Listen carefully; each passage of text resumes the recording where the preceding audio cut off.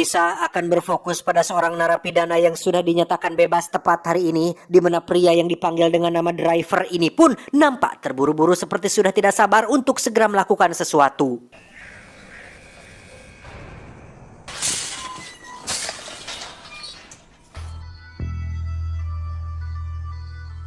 Sesaat setelah keluar, si driver pun langsung pergi menuju ke sebuah tempat mobil bekas di mana dia nampak sudah mengetahui bahwa di situ ada sebuah mobil yang sudah disediakan beserta dengan sebuah foto dirinya bersama saudaranya. Namun kita bisa melihat bahwa ada sebuah berkas-berkas dan foto seorang pria yang sepertinya adalah target yang ingin dia datangi.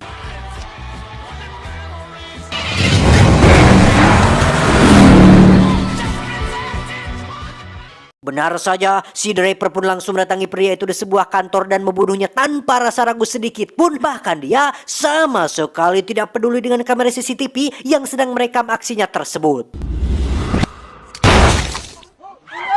Dan inilah Faster. Di sisi lain kita akan melihat seorang pecandu narkoba yang terlihat sedang membeli barang haram, di mana Anda akan terkejut ketika mengetahui bahwa ternyata si pecandu itu adalah seorang petugas penegak hukum yang kita panggil saja si polisi.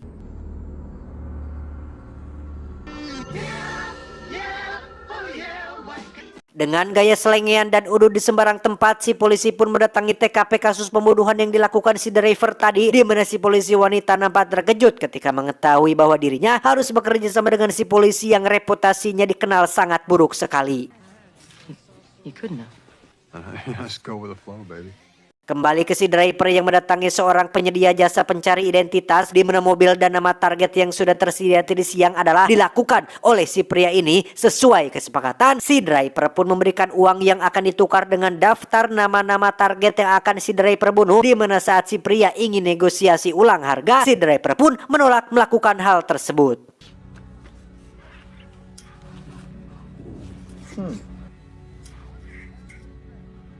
Okay. Si pria pun memanggil pengawalnya memiliki badan besar, namun saat melihat tato khas Samoa yang ada di tangan si driver, si pengawal itu langsung lari terbirit-birit sehingga si pria tak punya pilihan lain selain menyerahkan daftar nama-namanya. I owe you a refund. Here you go. Sementara itu, si polisi dan si polwan pun terlihat sedang menganalisa rekaman video saat insiden di kantor tadi siang terjadi, di mana si polwan yakin bahwa pembunuhan ini berlatarkan balas dendam karena dari ekspresi si korban terlihat dia sudah mengenal si driver dan nampak sudah tahu bahwa dia akan membunuhnya.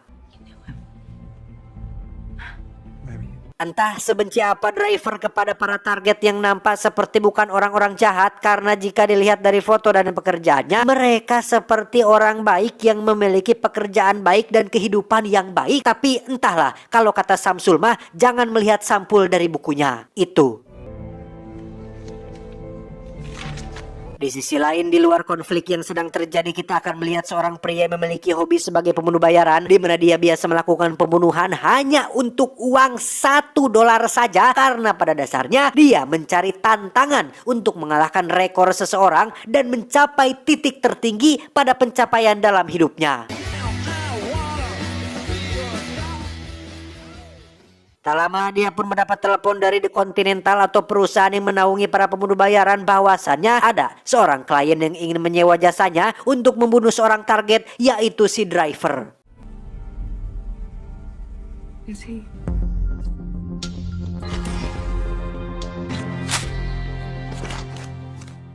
Sementara itu, si polisi dan polwan akhirnya berhasil mengungkap asal-usul driver yang ternyata dulunya adalah seorang supir bagi para perampok bank, di mana dia dan sang kakak alias saudaranya terkenal memiliki kemampuan melarikan diri yang sangat lihai.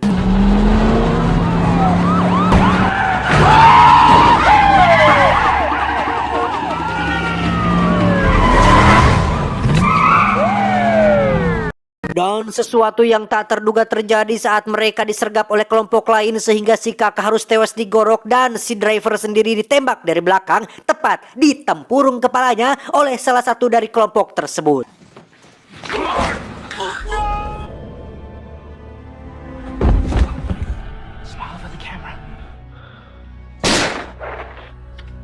Dan sekarang semuanya menjadi masuk akal ketika si driver sangat ingin sekali membunuh mereka semua. Karena dengan bangkitnya dia dari kematian, bukan bangkit sih, tapi lebih keberuntung. Karena pelurunya tembus pipi dan tidak mengenai bagian vital dari otaknya. Sehingga untuk para pelaku, siap-siap saja. Kalian semua akan diburu dan akan menghadapi kematian cepat atau lambat.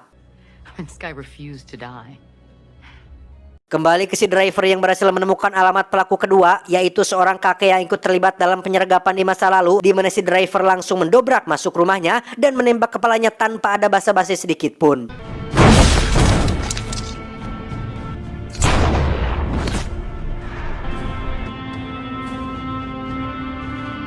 Saat akan pergi, ternyata si pembunuh bayaran sudah ada di sana, di mana mereka terlibat adu tembak yang membuat si pembunuh bayaran kewalahan sampai-sampai tangannya gemetaran. Yang mana itu baru sekali dia alami sepanjang karir pembunuhannya, sehingga ia semakin berambisi untuk mendapatkan si driver. Namun karena motivasinya berbeda, si driver pun berhasil lolos pada hari itu.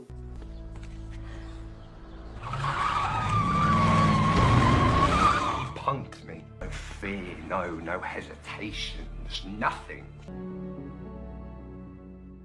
Tanpa membuang waktu, si driver pun langsung menuju ke pelaku ketiga yang sekarang bekerja sebagai staf keamanan di sebuah klub malam. Di mana saat driver menjalani pemeriksaan oleh seorang penjaga, di situ kita bisa melihat wajah dendam dan tatapan yang tak sabar untuk membunuh. Di mana si driver masih ingat betul bahwa tangan pria itulah orang yang telah menggorok leher saudara laki-lakinya.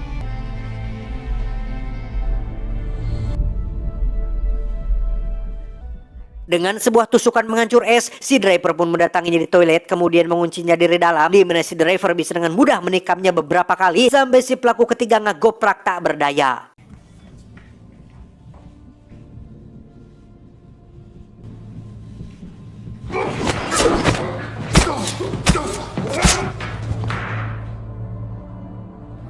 Di detik-detik sekarat itulah si pelaku pun mengatakan bahwa dia memiliki seorang putra dan memohon agar si driver mau menyampaikan permohonan maafnya kepada anaknya tersebut. Speed down, number 3.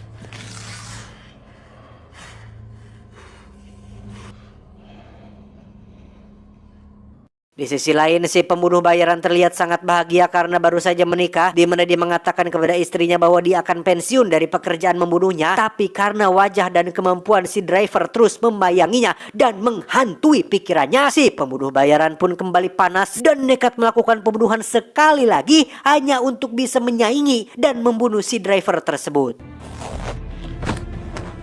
I thought you said you were done.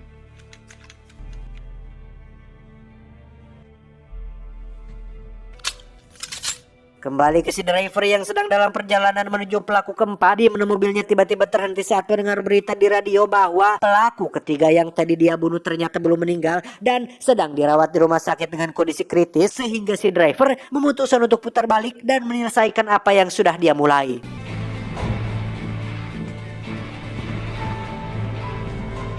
Tanpa basa-basi dan mencela-mencela, si driver pun langsung sosolodong masuk ke dalam rumah sakit dan menembak si pelaku ketiga tepat saat para dokter dan perawat sedang mengobati lukanya.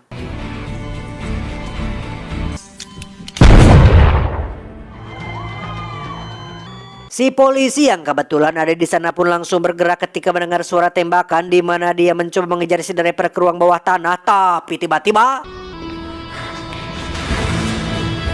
ya, si driver pun sudah berada tepat di depan bebenguknya, di mana si polisi yang sudah pasrah pun langsung ngerumpuyuk dan ikhlas jika dirinya harus tewas di tangan si driver ini.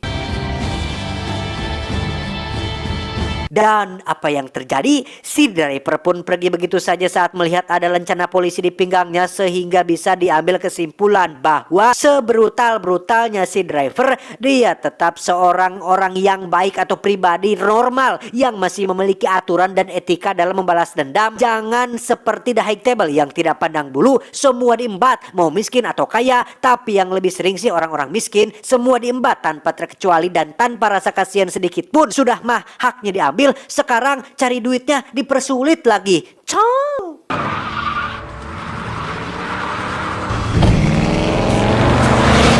Saat akan pergi, si driver pun langsung disambut oleh si pembunuh bayaran yang berambisi mendapatkannya, di mana mereka terlibat kejar-kejaran yang membuat si pembunuh bayaran terpojok.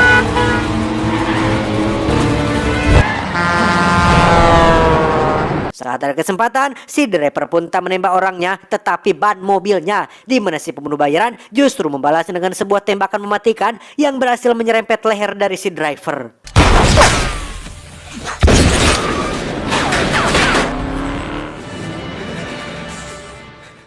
Singkat cerita, esok pagi pun tiba. Si driver pun terlihat sedang dalam perjalanan menuju pelaku keempat alias pelaku terakhir yang menjadi target buruannya, di mana si pelaku yang satu ini akan sangat amat membuat si driver ini dilema karena sekarang si pelaku benar-benar sudah bertaubat dan berprofesi menjadi seorang pendeta yang sangat taat.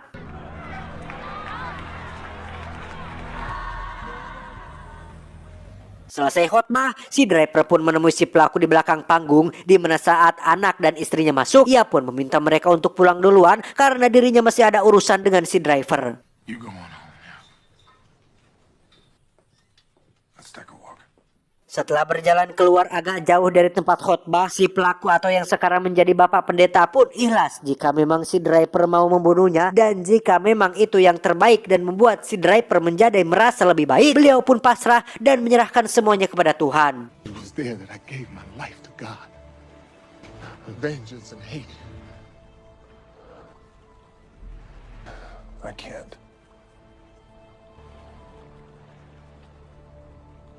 Dengan emosi yang meluap-luap dan jiwa yang dipenuhi dendam, ternyata tidak membuat si driver menutup hatinya karena ternyata masih ada sedikit hati nurani dalam dirinya sehingga dia memutuskan untuk membiarkan si pelaku keempat hidup agar bisa memberikan hal positif kepada orang-orang banyak. You see his heart. Down. Ketika misinya telah selesai dan dendam saudaranya sudah terbalaskan, si driver pun duduk di bangku jemaat. Namun tiba-tiba muncullah si pembunuh bayaran yang langsung menodongkan pistol kepadanya dan meminta sedikit hormat sebagai sesama pembunuh.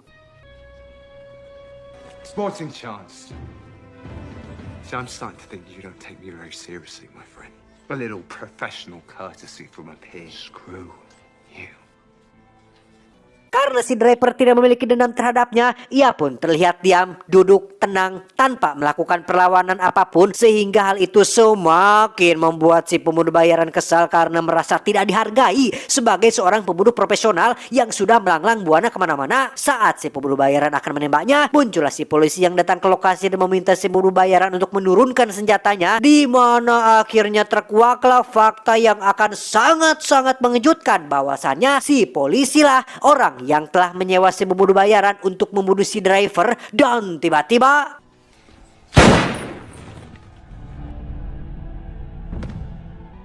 ya, si polisi pun menembak kepala si driver tepat di bekas luka tembakannya dulu, di mana kita akan diperlihatkan kilasan masa lalu yang menunjukkan bahwa si polisi lah orang yang telah menembak kepalanya sekaligus otak dari penggerebekan dan pembunuhan atas saudara si driver ini. Walah.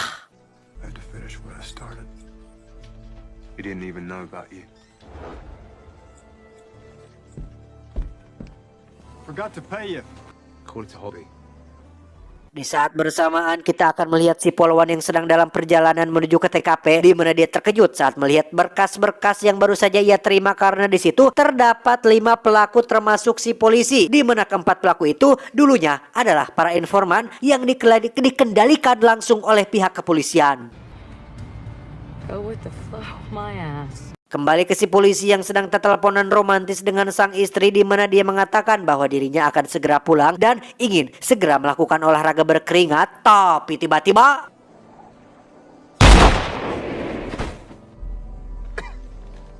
ya, si driver ternyata masih hidup berkat plat besi yang digunakan untuk menyambungkan tengkorak kepalanya yang pecah akibat tembakan si polisi di masa lalu. Sehingga maaf saja nih jika si polisi tidak jadi olahraga dengan istrinya karena si driver harus membunuhnya saat itu juga. I created my own hell.